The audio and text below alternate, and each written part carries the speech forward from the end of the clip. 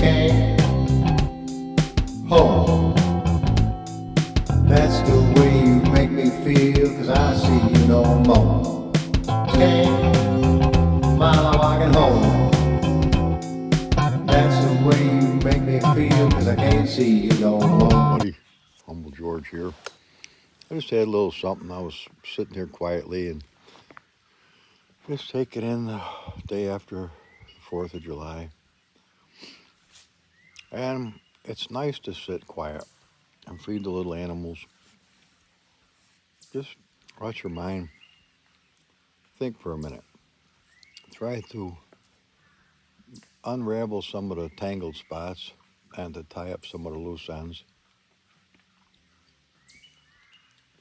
And I realize that it really does. It hurts me and it bothers me that I have gotten to a point where there are some of my friends who are total Trump Derangement Syndrome affiliates. And I realize it dawned on me. I thought to myself, am I like the Pharisees and Sadducees that Jesus didn't associate with? And he would go to certain ones' dinners, but generally he avoided them because they were the high muckety mucks. He thought their shit didn't stink and that everybody else was inferior. He couldn't stand it. They were legalists and they did everything by the book, but yet they didn't really do it from the heart. So he hated hypocrites. I don't say hate, but he would not associate with hypocrites and with people who are false. But he loved the normal, just the everyday person. I mean, even a Samaritan. And he was Jewish. They weren't allowed to have dealings with Samaritans. There was a great divide between the two. And yet they were related. They were really part of a same family. So I got thinking, because I miss some of my old friends that our friendship had gotten so abrasive that it doesn't exist anymore, really. And I thought, they probably always were just the way they are. They view the world the way they have always viewed the world. And I pretty much view the world as I've always viewed the world. But up until we were super saturated with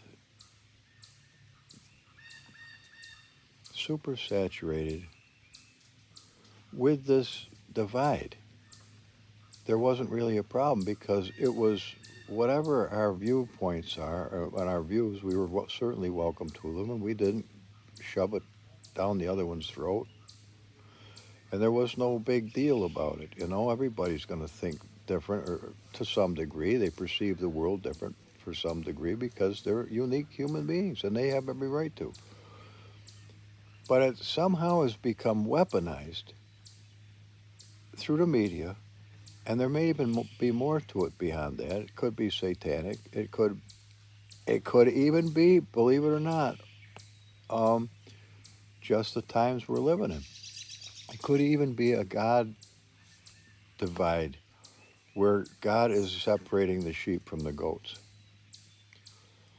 Because if you know anything about the Bible, there will come a day where we stand before Jesus Christ, and he's gonna look at you and he's gonna say, I was hungry. Did you feed me? I was sorrowful. And did you have compassion? I needed somewhere to stay. And what did you do? And there's a litany of other things that he says. And there's no going back on it. You either did or you didn't do it. So they're going to say, well, I never saw you knock on my door. I never saw you without a home. I never saw you hungry. And I never saw you ask me for money. when did you ask me to give you a ride to the store? Or, yeah, just because, why are you saying these things to me? And Jesus is going to look at him straight in the eye and say, because you never did that to the least of my disciples, the least of my friends, the least of my family. You never did it to the least of them. I tell you, you never did it to me. Get away from me. I never knew you. And there's only going to be one place for them. Outer darkness. I know it's a heavy subject, but to the other people who did these things out of a genuine, kind heart, they saw the beggar at the side of the road. And you know, he's got sneakers that are nowhere near yours on his feet. And he's standing right there as you're getting off the highway. And he's got a sign, we'll work for money. Give me a chance. I'm down on my luck. And you see the same guy there year after year, but they hit different places. And so you figure scam, you know, that some people just living off others. That's beside the point. Point is, have you ever looked at one and they look you in the eyes and something rises up in your heart and you feel it? It's at that moment, do you ignore the feeling or do you say, fuck it? I feel this. I'm gonna do something for this person because I can. Or have you ever been that person who had nothing, but somebody helped you, and you've been that person, and people turned away from you? Maybe you have been both of those people. I know I have been, and I've been both of those people who see them and look at their shoes and say, "Fuck that." And then there's been other moments where I've said, "Yeah, I'll do that. I'll do that."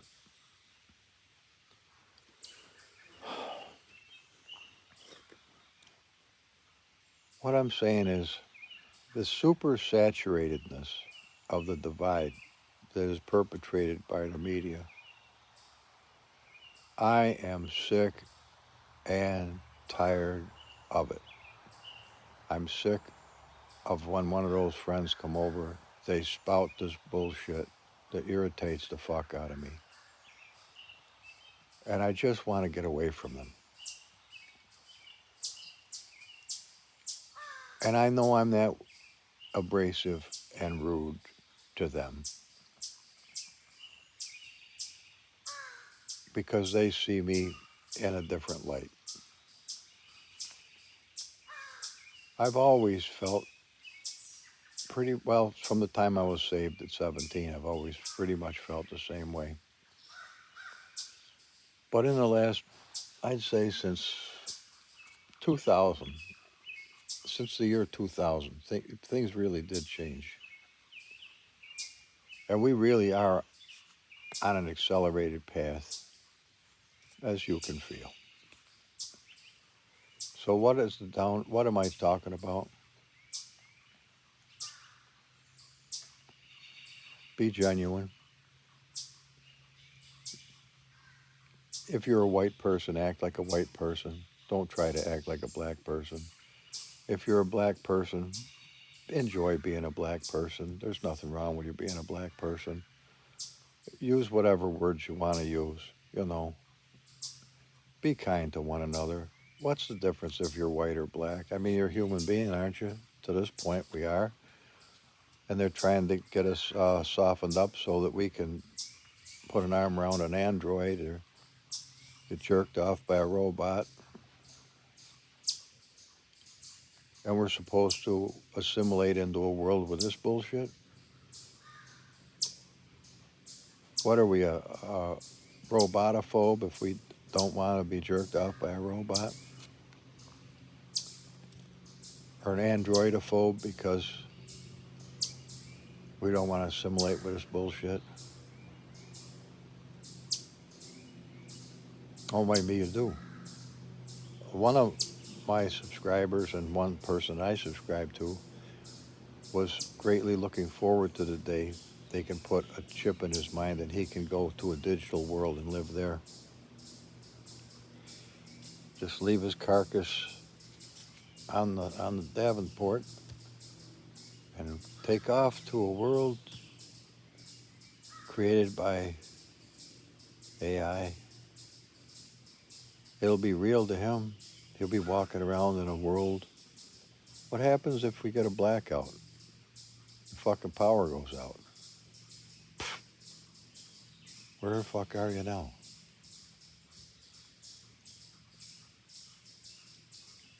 I don't know. I feel sorry because he really is looking forward to it. He doesn't understand. He was born a human, created by God. And when he melds in with the machines, he'll never be considered human again. That's what happened back before Noah's day. What was that movie years ago? The Island of Dr. Moreau. Guy was doing all kinds of horrible operations, putting pieces of humans with pieces of animals and fish and birds and grafting all this shit together. They were doing that back then, and they're doing it right now. What was it, 2004? I saw that they grafted an ear on the back of a mouse and it lived. I knew then we're at the edge. So, not to be a somber warning, really, just something that I'm talking to you about. Out here sitting in the backyard where it's quiet. Got a few chores today, but nothing that I know of that's any big deal. Just wanted to talk to you a minute. Hope you don't mind these. And if you do, put it in the comments, you know. We can do without this bullshit talking to you, bud. I mean, we got a lot of people around us, and we don't need to listen to you. We're tired of your comments. Or why even bother? Because I just dropped another subscriber. Every time I turn the thing on, I'm down one. But you know what? I thank God my YouTube channel is not about getting as many subscribers as I can. I'm just reaching out to the entire world from me to try to tell them that God is real and that he loves them. And I do play games once in a while, and I enjoy doing it, so there'll be more of that. But summers are short, and winters are long. And what is that saying? Make hay when the sun's shining. So let's do that. Let's enjoy life. So what? Back to full circle now. Full circle. Go back to, well, what do you do with your friends that you're at an impasse with? Well, you do what Jesus said. You do what Jesus did. You forgive. You forgive. You forget the trespass. You love them because they were your friends before. And you're not cruel to them when you do see them. If they go in their Trump derangement rant, find some gentle way of saying, that's hurtful to me. Can we please stop this foolishness? Unwind yourself, would you? And just let's enjoy the time together. I'm tired of this, and you're tired of this. We didn't used to feel this way. Let's go back to that and be friends. I think that would be a good idea. All right, guys. The birds are going ape shit. Bye-bye now.